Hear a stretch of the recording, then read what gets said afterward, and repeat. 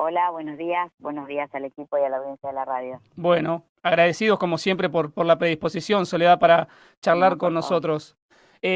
Bueno, quería arrancar, Soledad, por preguntarte, ¿no? Esta información que ya está circulando fuertemente por todos lados respecto al adelantamiento del ciclo lectivo 2025. Bueno, hay un compromiso que todas las jurisdicciones han asumido en el marco del Consejo Federal de Educación, por el cual, perdón, se propone que todas las jurisdicciones logren concretar un calendario de días de clase de 190 días. La provincia de Neuquén aprobó el año pasado para este año un calendario que preveía 184 días, que por supuesto sabemos todos que por distintas razones no va a ser posible que lo podamos garantizar o cumplir, pero en ese contexto y en el más general por el que la provincia tiene que buscar llegar a mayor días de clase, es que estamos analizando de qué manera podríamos nosotros para el próximo ciclo lectivo garantizar ese margen de 190 días, para lo cual hay que pensar un inicio anticipado del ciclo lectivo. ¿En qué mes más o menos, Soledad, o en qué día, no? Esa precisión es una competencia del cuerpo colegiado que Ujú. analiza en detalle. Fundamentalmente las mayores dificultades se presentan media con las dinámicas de las mesas de estudio, pero estamos hablando de febrero, ¿no? Mediados de febrero. Bien, bien, bien. Y un poco lo comentabas recién sobre el final de la respuesta, digo, concretamente para tener el 100% de la confirmación de este adelantamiento del ciclo lectivo, ¿de qué depende? El calendario escolar situado, así se llama, el que define la cantidad de días de clase, por ejemplo, las jornadas, que es otro tema que siempre genera mucha inquietud, la cantidad de jornadas y qué días esas jornadas se realizan, si los actos escolares significan o no, implican o no interrupción de ese día de clase y retiro, o es un acto y luego vuelven a clase. Todas esas cosas se definen en el cuerpo colegiado. Habitualmente eso se resuelve los primeros días de diciembre, para lo cual ya se está analizando un poco el calendario del año próximo, en donde además hay que computar feriados nacionales. Bueno, hay que analizar mes a mes la cantidad de días que se pueden garantizar para concretar los días que efectivamente procuraremos garantizar de clase el próximo año. Ujú. Estamos analizando también, producto de lo que ha ocurrido este año, eh, algunas otras acciones que nos permitan en el verano acompañar algunas familias que entiendan que sus hijos, sus infancias requieren asistencia o acompañamiento, pero recién estamos estudiando algunas alternativas y cuando lo tengamos definido, lo comunicaremos, pero son Sí. todas las cosas que se están eh, barajando para compensar un poco las situaciones que ocurrieron este año y favorecer más días de clases en el próximo. Ujú. Soledad, bueno, obviamente arrancábamos por esta noticia que es la que está circulando en los últimos días y me gustaría, bueno, un poco, es inevitable, vos mismo lo citabas en el comienzo de la entrevista, ¿no? Ha sido un año realmente terrible en lo que tiene que ver justamente con el ciclo lectivo de carácter regular. Teniendo en cuenta que a pesar de esto, digo, no ha sido una generalidad absoluta, porque hay instituciones que han dictado clases que no han ido al paro, pero otras que sí. Digo, ¿qué balance se hace justamente respecto a lo que es recuperar los contenidos perdidos o que no fueron dados justamente de esto? ¿Qué observación tenés ahí? Bueno, esa caracterización que bien haces vos de diferenciada respecto de la situación en la que algunos distritos o algunas escuelas en particular han estado afectadas en mayor o menor medida por las medidas de fuerza o por otras circunstancias que comprometieron también la regularidad. Es una tarea que se hace desde los niveles con las supervisiones. En primaria habitualmente se trabaja con herramientas que rápidamente permiten recuperar contenidos, eh, por supuesto con la salvedad de que todos conocemos que eh, la la dinámica que se da en el aula con los docentes y las docentes y los alumnos y alumnas es insustituible, pero hay mecanismos para recuperar rápidamente contenidos.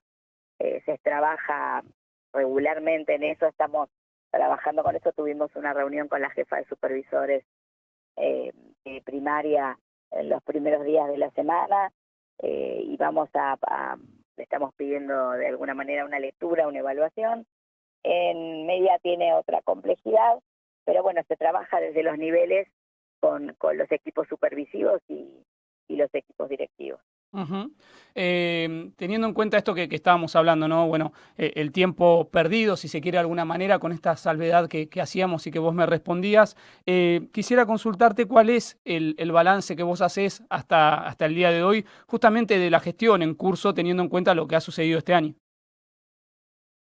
Y un balance es muy prematuro, por lo menos en nuestra lectura, porque todavía está muy fresca la sensación que se genera con una medida de fuerza que se extiende en el tiempo y que produce muchas tensiones en todas las escuelas por los docentes que hacen la medida y los que no la hacen, los alumnos que tienen más regularidad que otros. Pero bueno, nos parece a nosotros que se ha hecho un recorrido que es muy importante y que va a empezar a redundar en beneficio para el sistema.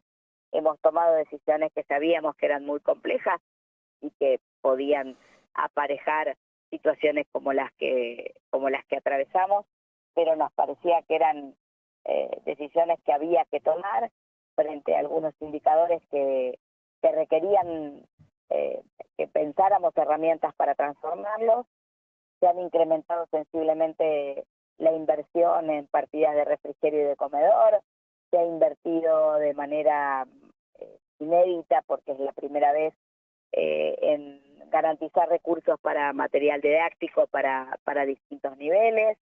Hemos incrementado la inversión en materia de mantenimiento, de tareas de mantenimiento, con una tarea muy intensa durante todo el año. Estamos en las próximas semanas se van a reactivar una treintena de obras que nos van a permitir el próximo año tener mejores escuelas en muchos lugares de la provincia.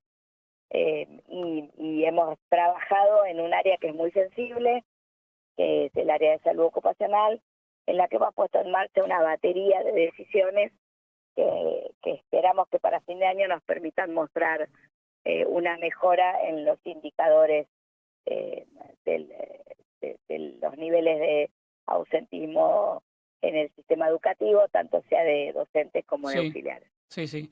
Teniendo en cuenta, ¿no?, esto que estamos conversando, ¿no?, más allá de este posible adelantamiento, que era lo que nos daba pie para arrancar la charla, quería preguntarte qué observación haces hoy a la distancia justamente del conflicto en sí mismo, que hoy se encuentra en una especie de stand-by, por llamarlo de una manera coloquial. ¿Crees que fue una medida apresurada justamente la que tomó el gremio de los docentes? ¿Lo comprendías? ¿Cuál es la observación que haces como ministra de Educación a la distancia? No, la verdad que más que hacemos una lectura más política y no la hacemos con un elemento particularmente creativo, simplemente con comparar cómo se dieron los procesos en las otras jurisdicciones en las que se pensaron herramientas de este tipo, ¿no? Todas tienen variantes y particularidades.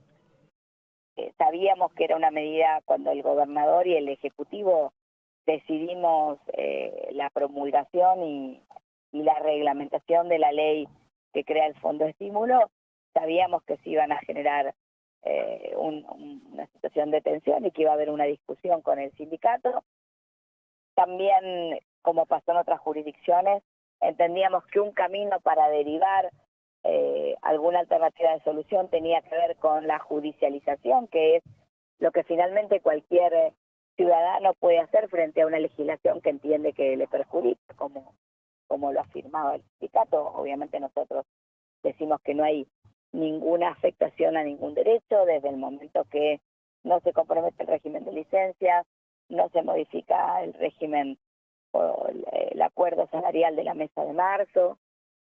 Pero bueno, teníamos presente, pero forma parte de estas cosas que sabíamos que había que resolver o procurar resolver en esta primera etapa del gobierno y estaba de alguna manera ponderado que podíamos tener alguna situación de estas características. Sí, Soledad, me quedan 2 minutos y me gustaría preguntarte por un tema que nos llevó a abrir el programa del día de hoy con Marcelo Rucci, con el secretario general del Sindicato de Petroleros, que tiene que ver con una problemática que por lo menos se menciona como un, valga la redundancia, problema a futuro. Este cuello de botella que presentaría la falta de mano de obra calificada y obviamente entiendo que esto va ligado a la educación, ¿no? A la formación de los futuros jóvenes, ya sea obviamente ingenieros, técnicos, bueno, en fin. Digo, ¿qué observación haces ahí respecto obviamente del área que le compete a esos jóvenes en el sistema educativo? Digo, ¿crees que esto es así, que se visibiliza esta falta de preparación de los futuros profesionales?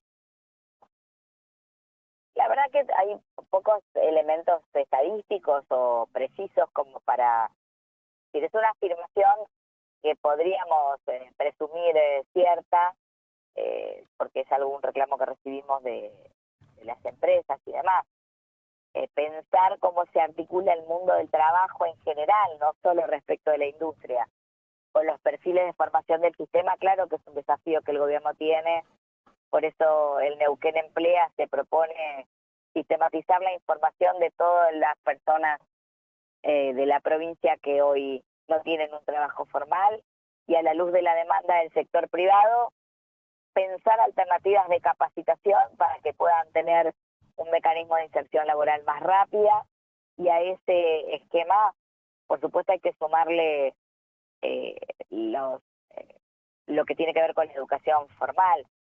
Estamos trabajando en varios aspectos con distintas operadoras que nos han planteado cuáles son las mayores debilidades que ellos advierten en la formación de los egresados de nuestra secundaria. Sí, ¿cuáles son, Soledad? Fundamentalmente para las áreas técnicas, las matemáticas. Claro. Sí. Pero bueno, y estamos trabajando en programas de fortalecimiento patrocinados por estas operadoras, pero ahora con más tiempo ya dentro del sistema, analizando propuestas que podamos construir desde el propio sistema y que sean más universales, porque las operadoras se proponen y se vinculan con las escuelas que están alrededor de las zonas en donde hay actividad hidrocarburífera, pero sí, es una demanda y es una inquietud que tenemos claro en el Ejecutivo y por la que el gobernador nos pide que trabajemos interministerialmente y aceitadamente, y es una tarea que nos estamos dando. Bien, bien, bien, bien. Soledad, te queremos agradecer como siempre la predisposición para charlar con nosotros.